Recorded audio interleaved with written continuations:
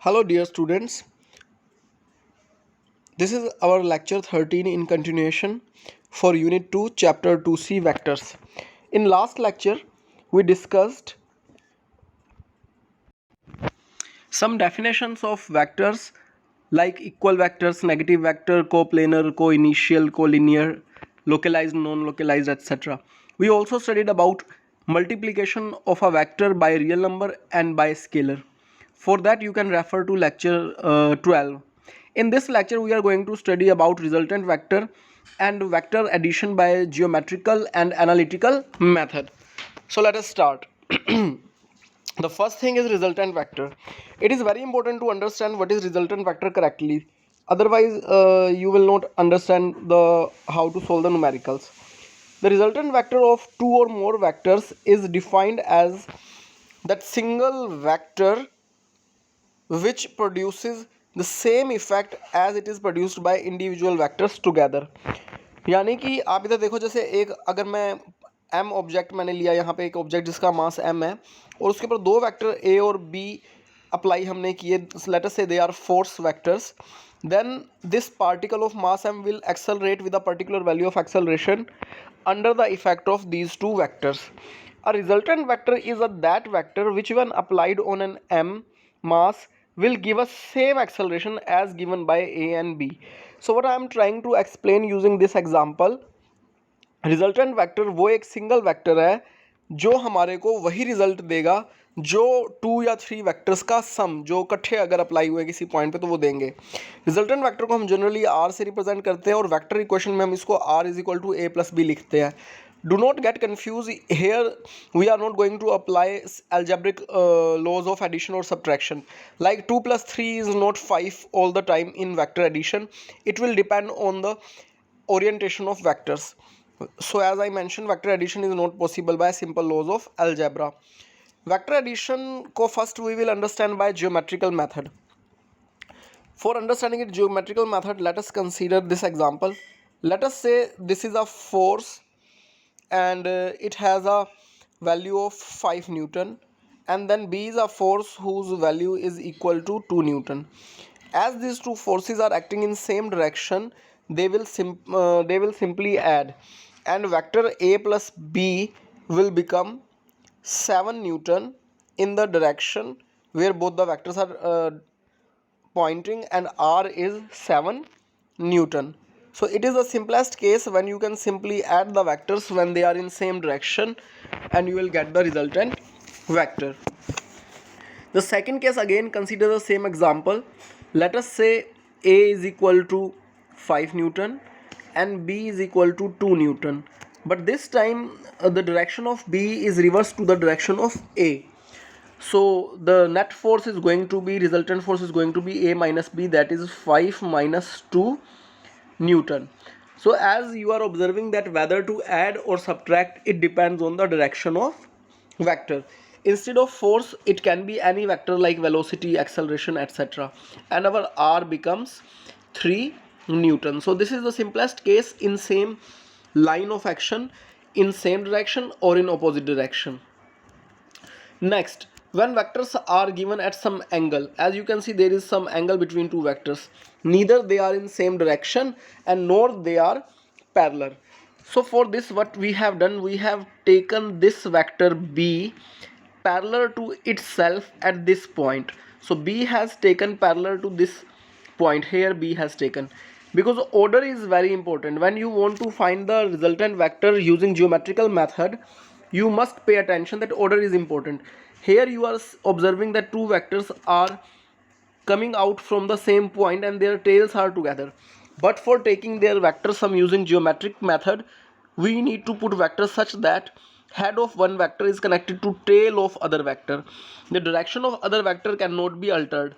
You look here, if B is in this direction, which is a positive x direction parallel, so B is in same direction, and also the direction of A is also maintained same. Now in this position, if you will draw a third vector which will start from the tail of A and meet at the tip of vector B, then this will give you resultant vector, which means this single blue color vector will give us same output as given by two vectors A and B working on any object. So that is how geometrically we can find resultant vector A plus B. This is also known as triangle's law of vector addition, but this is geometrical method only. In this lecture ahead we will discuss analytical method also. Similarly, we also explain this using parallelogram law of vector. The result is same. You consider the B vector parallel to itself on A and A vector parallel to itself here.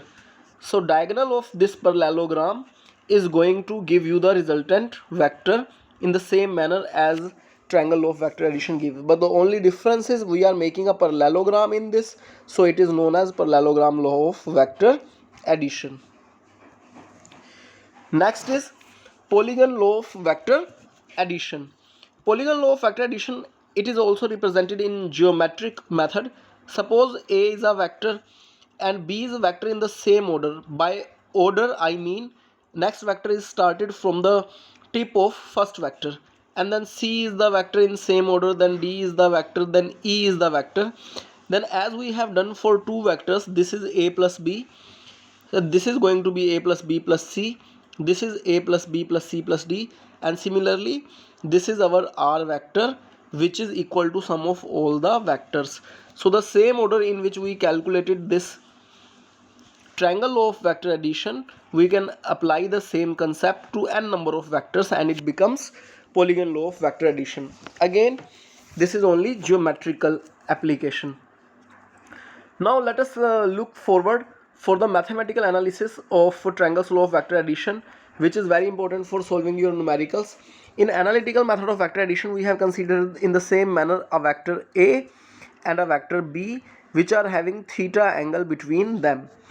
We have taken B shifted parallel to itself here so that A and B are in order, and then like geometric addition we have drawn this diagonal which is giving us R, that is the sum of vector A and B. Now here we are taking cos component of B, that is B cos theta, and here we are taking sine component of B, that is B sine theta. Now look at this triangle, I'll show it with a different color. Now this is a right angle triangle in front of you, that is O, Q and N, and in this triangle this is your base, this is your perpendicular, and this is your hypotenuse. Base, perpendicular and hypotenuse. We know that base is equal to A plus B cos theta and perpendicular is equal to B sin theta. Applying Pythagoras theorem here, R square hypotenuse square is equal to base square plus perpendicular square, which is very basic theorem. And solving the whole square formula of B, A square plus B square plus 2AB cos theta. In place of A we are having A, in place of B we are having B cos theta, and then B square sin square theta. Taking B square common, we know that sin square theta plus cos square theta is equal to 1, which is an identity. So we reach on this result, that is the resultant of vector addition, as we know that sin square theta plus cos square theta is always equal to 1. What about the orientation of vector? We have discussed that in vector, along with magnitude, direction is also of equal importance. So in this video lecture, the direction of resultant we had shown using alpha angle. This alpha with angle A, the alpha angle is the angle of resultant vector. In the same triangle, the tangent alpha will become B sin theta divided by A plus B cos theta. So we used the same, tangent alpha is equal to B sin theta divided by A plus B cos theta. So using this equation we can always find alpha as tangent inverse B sin theta divided by A plus B cos theta. Okay, let's move ahead on an example to understand it better. Two forces 20 Newton and 5 Newton are acting at an angle of 120 degree between them. Find the resultant force in magnitude and direction. So here A is given 20 Newton, B is given 5 Newton, theta is given 120. Need to find out R and B. Applying our formula of vector addition, R is equal to A square plus B square plus 2ab cos theta under the root and putting the values, we easily find out that resultant will come out to be 18.03 Newton. The value of cos 120 is -2. Next, the tangent beta, where beta is the resultant direction. Again, it is our choice whether we use alpha or beta. It is not any fixed rule, so do not get confused. You can take any symbol of your own choice. We put it in the formula: b sin theta by a plus b cos theta, 5 sin 120, 20 plus 5 cos 120. Putting the values of a and b and the sin 120 and cos 120, 0.2475 is the value of tangent beta, and beta angle can be find out using tangent inverse 0.2475. You can always leave your answer at this step if you are not having trigonometric table or calculator in your exams. Marks will not get deducted for calculating beta in terms of angle, degrees and minutes, because it can be done using trigonometric table only. So you can leave it up to here and it is okay with that. Now this is very important theorem, Lami's theorem, and it is for the situation where vectors are in equilibrium.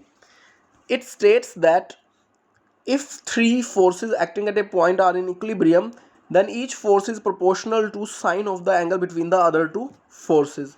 So mathematically we can write this statement, but before that let us have a look on the diagram. A vector and opposite to A vector is the alpha angle between B and C, other two vectors. So A divided by sine alpha is equal to B vector. Let me pick a different color for B so that you will remember the association. B vector divided by beta, which is the angle between other two vectors. And similarly, C vector and the angle between A and B, gamma, which is the angle between other two vectors. So according to Lami's theorem, what we can see here, that B by sine beta and then C by sine gamma. This is our Lami's theorem. How do we apply this theorem in solving numericals is a little tricky, and I will tell you about this. But before that, you understand that this Lami's theorem can be applied on case where there is equilibrium condition. In under equilibrium condition, there are few points to identify from your problem whether it is a problem of equilibrium condition or not.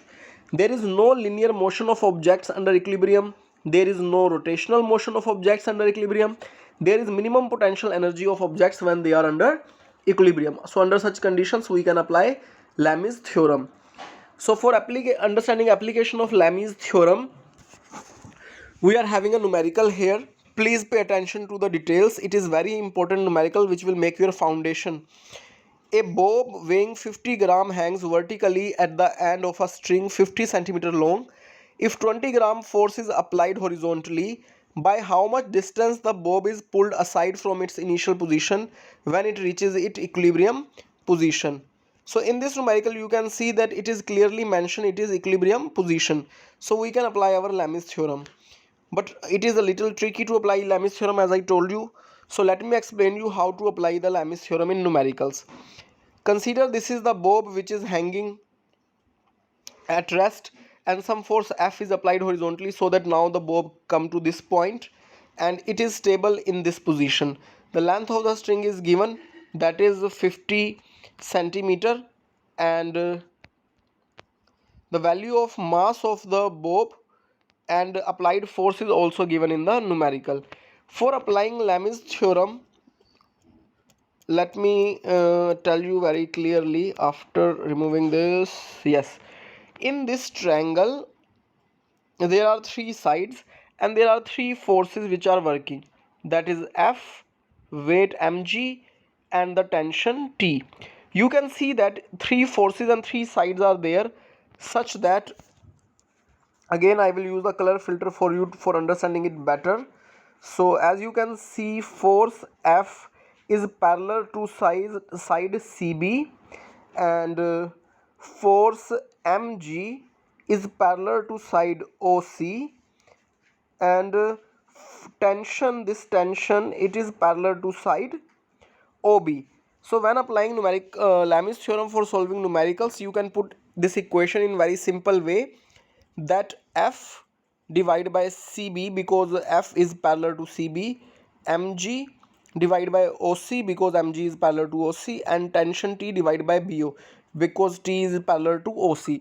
So the ratio of these forces to corresponding parallel side is always equal, and it is your Lami's theorem. We can also write this theorem in terms of signs, but for solving numericals this theorem is very good to apply in this form.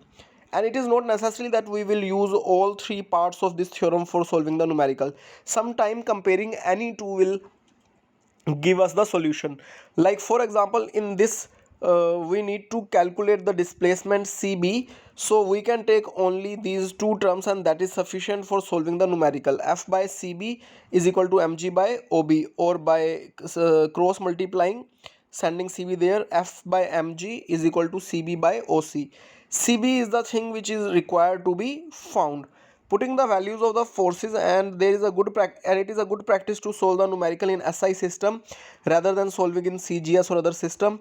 So 20 gram force, here I would like to tell you 20 gram is like mass, but 20 gram force means you multiply that mass in kg to acceleration due to gravity.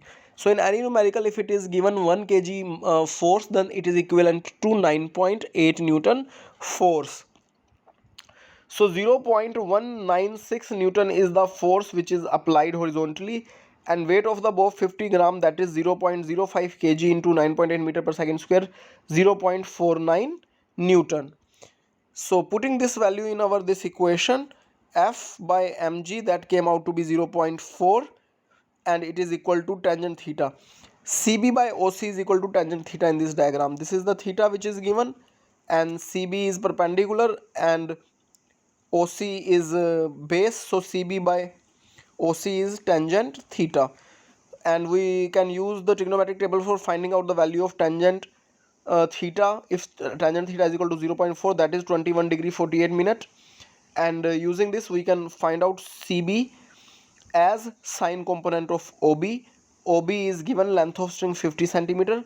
Look at the diagram again. If this is the theta angle, this is OB, so OA is going to be, OC is going to be its cos component, and CB is going to be its sine component. So CB is equal to OB sine 21 degree 48 minute. The answer came out to be 17.57 centimeter. If you are having any doubt, you can ask again, and then I'll let you know the answers. Thank you.